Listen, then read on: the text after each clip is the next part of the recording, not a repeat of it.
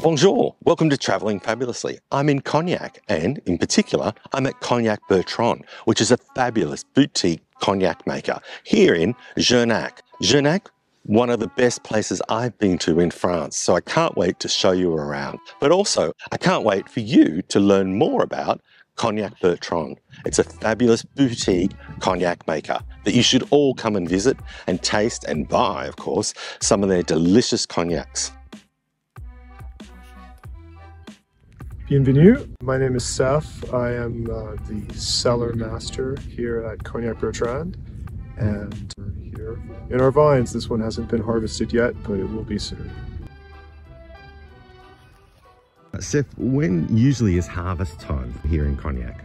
So typically harvest is going to fall end of September to beginning of October. There's never a specific date on the calendar for this. The development of the grapes is going to inform when we start the process, when we pull the trigger.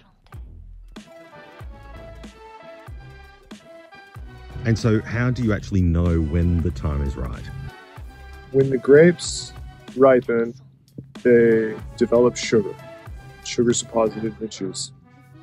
And we're looking for a certain range. In French, they call it the fourchette, like the fork, right? And inside of the fourchette, we're looking ideally for between 9% and 10% sugar in the juice. And once we see that, the objective is to bring it in as quickly as possible and get it into wine as quickly as possible. You can think about it, it's like we want to have the most efficient process from the vine to the wine as soon as we see it hit that sweet spot. Who makes that decision as to when to go? Sam's brother-in-law. His big responsibility, really most important responsibility of everyone that we have here, his responsibility is to manage the land, care for the vines, and produce the spirit. So he's the one who's going to decide when to start. How much vines do you have here? Right. So we have about 100 hectares of vines, and I believe it takes us about 3 weeks to get it done. We're in full-on harvest right now. We're finishing up our second week right now. It's harvesting here in Cognac different from, say, other areas of France, other regions, wine-producing regions of France? One particularity of harvest in Cognac is harvest with a machine. In the old days, people would harvest by hand, but the technology of harvesting machines works really well for the whole process of making Cognac. As I mentioned, our objective, once it's ready, it's ready. Once it's ready, we want to take it from the vine to the wine as quickly as possible. Because we talked about that range, the sweet spot. Mm-hmm. If it's too weak, then it's not going to produce enough alcohol, because the sugar is what gets changed into alcohol when we make the wine. And if it's too far above the top, then it's going to produce too much alcohol. And the process works best, ideally, if it's right there in that sweet spot. And so if we were harvesting by hand instead, not just us, but the whole region, or we would have to start too early and finish too late, or we would have to employ like 350 people to get it all done while it's in the sweet spot. And so the innovation of harvesting machines here in this part of France was a really big, important innovation. Thérèse, her grandfather, Raymond, was one of the first people here to start working with a harvesting machine to just very forward-thinking.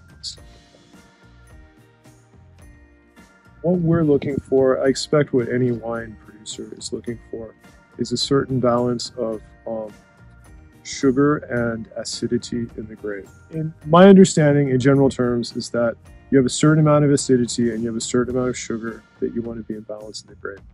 And that and that the sun shining on the leaves makes photosynthesis happen, produces sugar, and the sugar is deposited in the grape.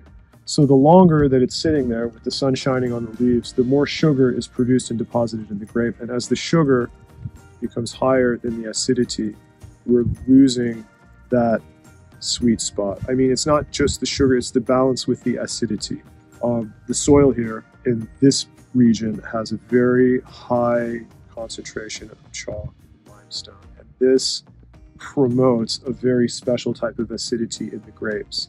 And if the sugar gets too high compared to that, then like it gets covered, or we lose it, or it like degrades over time. So we really do want to get it in that sweet spot first, so that there's not too much alcohol when we go through the rest of the steps, but also so that we conserve that acidity that will go away over time, both with the passage of time in the sun and also just oxidation. What types of actual grapes are we harvesting here? Is it also the same for other cognac producers? The vast majority of our grapes are Uni Blanc. Uni Blanc is a white grape. Uni Blanc is something like, it's something around 95% we have planted for the production of cognac. And it's my understanding that in the entire region of cognac, it's something on the order of 98%. One of the really important reasons why we have Uni Blanc is because it produces a lot of grapes, right? You can see some of these parcels of vines we see, it's like a wall of grapes. And we want that because when we get to the future steps, we need 10 liters of wine to make just 1 liter of spirit. So if you want to have spirit at the end, you need 10 times as much wine in the beginning. So it's good to have vines that produce a lot of grapes. And the acidity is good, the acidity is high, the vines are robust. That's why it's the king of cognac.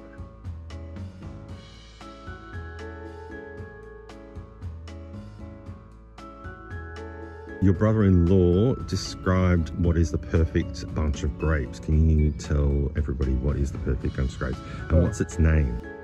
Well, the perfect bunch of grapes is well-formed between 9 and 10% sugar. So if it's been an especially productive year, there's a formation of grapes that they call a serpent's tongue. And like a serpent has a forked tongue. So typically, like if you look here, you can see it comes down into a point. It's maybe doing it a little bit here because all of this is connected to the same stem, right? It's doing it a little bit here. But it's like instead of coming down into one point, it comes down, and then instead of being 1 point, it turns into 2.